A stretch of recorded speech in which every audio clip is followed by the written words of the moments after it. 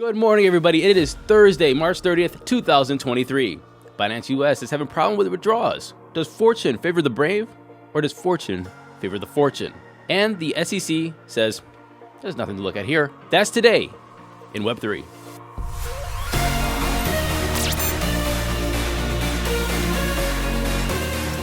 Good morning, everybody. Welcome to the show. Like always, please do me a quick favor. Like, subscribe, share this, leave comments below, and let everybody know that this is the best damn place to get daily Web3 news. Let's get into those headlines. Following up on a story from yesterday, Sam Bankman-Fried is planning today to plead not guilty to campaign finance, China bribery, and other charges. If you guys remember yesterday, we talked about he orchestrated a $40 million, allegedly orchestrated a $40 million payment to Chinese authorities to regain access to $1 billion in cryptocurrency in Alameda accounts. I do want to point out the wording in this article from yesterday because we really have to pay attention to these things.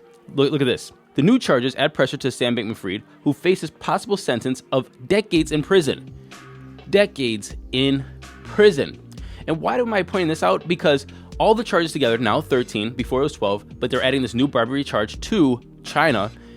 He could face up to 115, 120, 130 years in prison, not decades. So what I'm trying to say is, it seems as though the media is already trying to change the narrative. So if he got 30 or 20 years and he can get out at 50 years old, then that's his time served. He should be spending the rest of his life in prison. Right now, he can get up to 115 years for his crimes. If he gets off with only 20 years in prison, he gets out at 50 years old. Then he just flies away, finds his stash of Bitcoin somewhere, and retires a multi-millionaire. Pay attention to the narrative. Big news, OKX says. They said they're super excited to announce that OKX will be opening an office in Australia. They tweeted, "We had an awesome time celebrating in Melbourne with OKX partners and McLaren F1 drivers." The chief marketing officer of OKX told Cointelegraph, "We have interestingly found that over the last 5 to 6 years is that Australian retail investors certainly show a huge appetite for exploring crypto as an investment vehicle and also for trading. When I come to OKX, I certainly saw that in terms of the web traffic and people in Australia trying to explore OKX services." OKX, however, has not said where they're going to put the offices, how many people they're going to hire, or when these offices will be launched. So I would take this with a grain of salt. Binance US says that ACH transfers are restricted for some users. As you can see on Reddit, many people have been saying that they can't withdraw from Binance US. Binance US has released this statement. Due to recent banking developments, including the structured sale of Signature Bank, ACH deposit and withdrawals for a small subset of users were disrupted last week and, out of an abundance of caution, remain paused. Our teams are working through this transition and expect to restore functionality within the next 24 hours. Please reference binance.us/stats for the latest updates. Binance US, however, says that wire transfers are still up and running. What is a wire transfer? Well, I will tell you. The technology behind a wire transfer is EFT technology, but crypto transfers are faster than wire transfers. Crypto transfers, as we all know, can be completed in seconds, minutes. Wire transfers, hours, days, as they still have to go through the traditional path and multiple banks. Do you guys remember that Super Bowl ad pack from 2021 by Crypto.com? Fortune favors the brave. And that's where Matt Damon compared investing into crypto like the Wright brothers, climbing mountains, astronauts, and early explorers. See, the thing is right now Matt Damon's trying to distance himself from the money he got from Crypto.com. And he's saying that he just did that ad to support his organization, water.org, which was founded in 2009 with entrepreneur Gary White. And the organization's approach focuses on providing sustainable solutions that promote self-reliance and community involvement in Africa. And water.org has helped millions gain access to safe drinking water and sanitation facilities. So really quick, I'm going to go on the record and say I don't know Matt Damon's intentions or what he did or did not do. What I do know is that Crypto.com paid around $100 million for the Fortune Favors the Brave campaign. So with a budget of $100 million, how much did Matt Damon actually get? It's rumored that he got $25 million. Now this is where it sums up for me, is that right now there's a lot of things happening with the SEC, the CFTC, the government, Congress, and so on and so forth when it comes to crypto.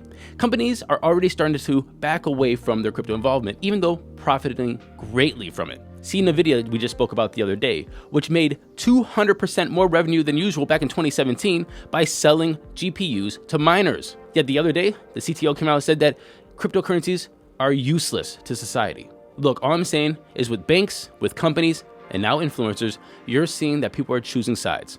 It's going to be on the side of regulations, or it's going to be on the side of crypto. And these people are going to throw an industry that they made fortunes off of under the bus so they can continue to get paid. Gemini is moving overseas and start to offer perpetual futures.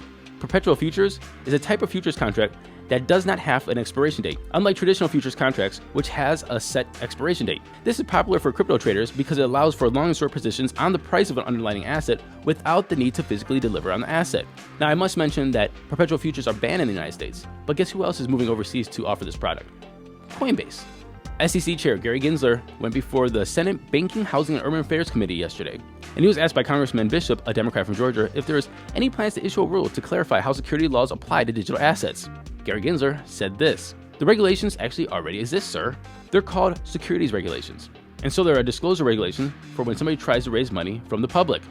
Crypto tokens, without prejudging any of them, you could look at nearly most of them, and you'll find a group of entrepreneurs with a Twitter site, a website, with individuals, and I can bet most of you are not visited by decentralized, non-existent management."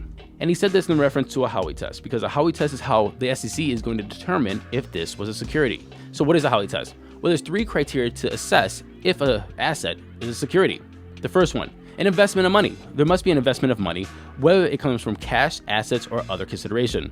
The money must be pulled into a common enterprise, and that must be in a joint enterprise, a joint venture, partnership, or investment fund, basically investing in the same thing. And when you're doing this, you have an expectation of profits. The investor must have an expectation of profits, which may be derived from the efforts of others, rather than from their own efforts. Profits can come from capital appreciation, dividends, or other returns on investment. And that's what Gary Gensler was saying. He was saying, like, look, it was on Twitter, they have websites, they have PR and marketing and salespeople and people talking to you. This seems like you have expectation of profits from the efforts of others. The problem is that crypto can fall into many different buckets. Let's use Ethereum as example. The Ether token has devs, it has Vitalik Buterin, and other people working on it constantly, trying to make sure that the network is secure. Now, they're not saying that you're expecting profits from it, but they're trying to make sure that this is the best working system. They're tweeting about it, they're communicating about it, and people are participating in the working of Ethereum, the network. Then there's gas. Gas is the way to send things around the Ethereum network. You have to pay to use the network. So is that a security? I don't think so. That's more like money. You're using it to get a certain service. What the problem here is Gary says that this is already existing. Everything can be a security because of these reasons. However, crypto is an evolution. It could be a security. It could be a commodity. It could be money. It could be all of those things at the same time or none of those things at the same time. And so that's why we need new rules.